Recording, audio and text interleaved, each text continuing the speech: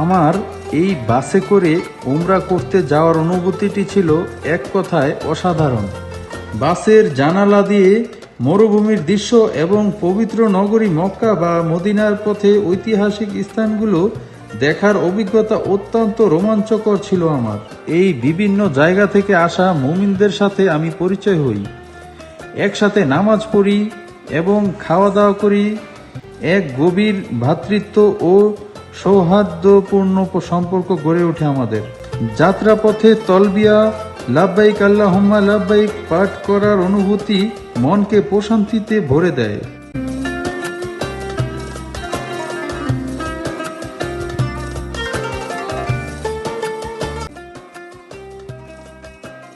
সব ক্লান্তি ছাপিয়ে যখন পবিত্র কাবা শরীফ বা মসজিদে নববীর মিনার চোখে পড়ে, তখন এক অদ্ভুত ও গভীর প্রশান্তি অনুভব হয়, যা কিনা ভাষায় প্রকাশ করার মতো নয়।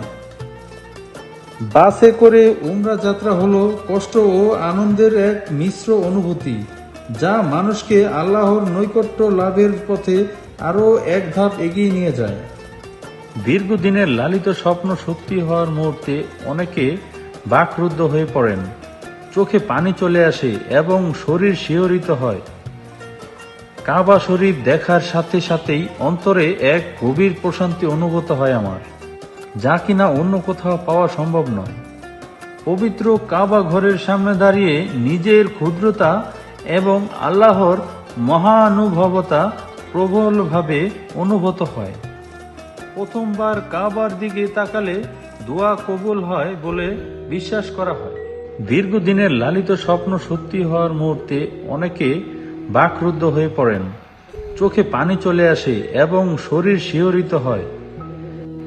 কাবা শরীফ দেখার সাথে সাথেই অন্তরে এক গভীর প্রশান্তি অনুভূত হয় আমার, যা কিনা অন্য কোথাও পাওয়া সম্ভব নয়। পবিত্র কাবা ঘরের সামনে দাঁড়িয়ে নিজের ক্ষুদ্রতা এবং আল্লাহর মহানুভবতা প্রবলভাবে অনুভূত হয়।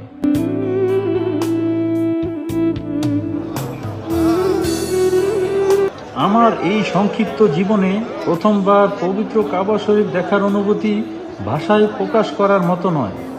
এটি এক অবর্ণনীয় আধ্যাত্মিক ও আবেগঘন মুহূর্ত। কাবার উপর দৃষ্টি পড়া মাত্রই অদ্ভুত এক প্রশান্তির অন্তরে ভর করে।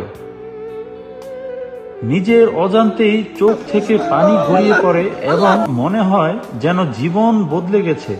এক পরম তৃপ্তি ও শিহরণ তৈরি হয়। থাসোস মার্বেলের ব্যবহৃত কাবার চারপাশের মেঝেতে বিশেষ এক ধরনের সাদা মার্বেল ব্যবহার করা হয়। আমি দেখেছি অনেকেই না বুঝে কাবার গিলাফে চুমু খায়, বিভিন্ন জায়গায় চুমু খায়। শুধু হাজরে আসওয়াদ কালো পাথর চুম্বন করা সুন্নত। এটি জান্নাত থেকে আসা একটি পাথর।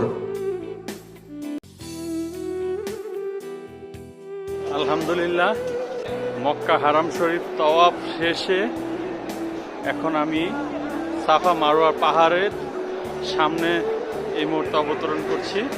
আমি যখন এই কাবার গিলাফে চুমু খাই, তখন আমার ভিতরে এক স্বর্গীয় অনুভূতির জন্ম হয়। এটা ঢালু নিচাটা, এই নিচা থেকে মানুষ উপরে উঠে দৌড়ায় উপরে উঠবে এবং দৌড়ায় নামবে। এখান থেকে চত্বর দিবে, 7টা চত্বর দিবে। একবার সাফাতে যাবে আর একবার মারওয়াতে যাবে। দেখেন লক্ষ লক্ষ হাজি।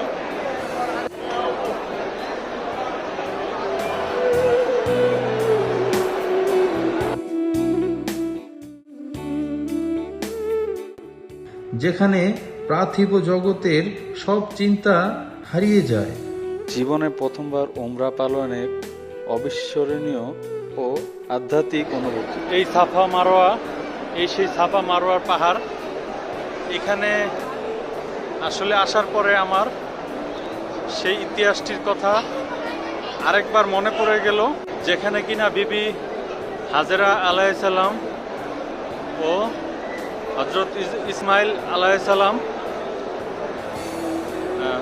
দুই মা ও পুত্র, পানির জন্য একবার সাফাতে একবার মারোয়াতে এভাবে 7 বার দৌড়াইছেন পানির জন্য। দেখেন কি ধৈর্য বিবি হাজরা আলাইসাল্লামের, সেই ধৈর্য শক্তি আমাদের এই যুগের মানুষের নাই। ইহরাম পরিধান, তালবিয়া পাঠ, কাবা তাওয়াফ এবং সাফা মারোয়ার সাই করার প্রতিটি ধাপ আত্মশুদ্ধি ও মহান আল্লাহর প্রতি সমর্পণের অনন্য প্রশান্তি প্রদান করে। এটি পার্থিব মোহ ভুলে পরকালীন সাফল্যের জন্য আল্লাহর সন্তুষ্টি অর্জনের অপূর্ব সুযোগ।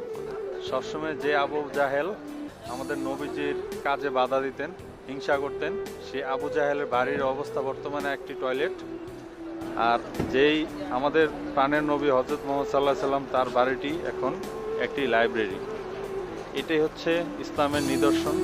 এই পথ দিয়ে আমাদের নবী কতই না হাঁটাচলা করেছে, আজ এই পথ দিয়ে আমি হাঁটতে পেরে নিজেকে ধন্য মনে করছি।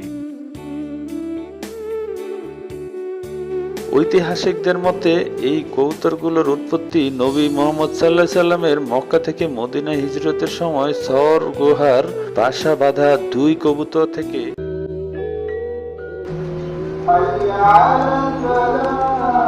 এই মক্কার আজান যখন আমার কানে আসে, আল্লাহু আকবার ধ্বনিতে হৃদয় কেঁপে ওঠে এবং আল্লাহর প্রতি ভালোবাসা ও ভয়ের এক অপূর্ব অনুভূতি তৈরি হয় আমার ভিতর।